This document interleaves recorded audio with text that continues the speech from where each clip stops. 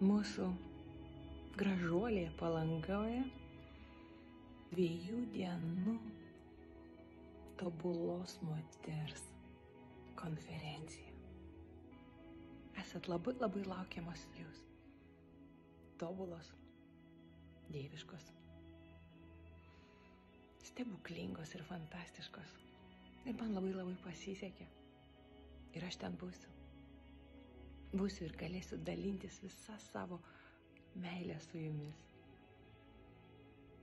Ir aš kalbėsiu šį kartą apie tai, kas labai svarbu, jog gyvenam naujam laike ir ruošiamės dar naujesniam ir tam, kad išties kiekvienos mūsų žvaigždė įsižiebtų ir gyvenimas taptų nuotykiu ir gyventume jį aistroje gyventi.